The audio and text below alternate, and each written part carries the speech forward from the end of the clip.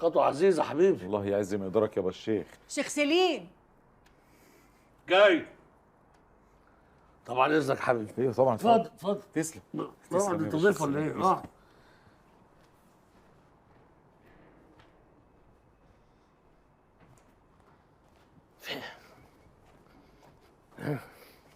اسمع، قلبك الطيب ده ما يشتغلش في مستقبل بنتك. احنا عايزين لها عريس عين اعيان المنطقه، واديك شايف العرسان داخلين خارجين وهي بتقول لا، والواد ده هو اللي واكل دماغها. قصر له وخليه يبعد عنه. حاضر يا نظيره، بس بالهداوه بالهداوه. انت عارفه ان انا زيك بالظبط، مانيش موافق عليه.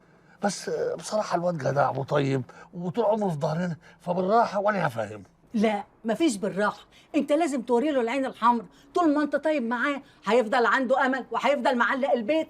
طب خلاص، قلت اللي عندك انتهينا.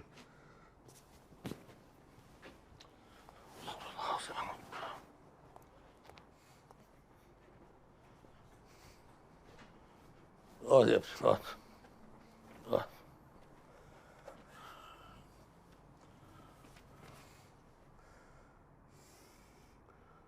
عامل ايه يا ابني؟ والنبي يا حبيبي اعفيني من الحرج وبلاش تفتح معايا الموضوع اللي انت جاي علشانه، اصله مش هينفع. بس انا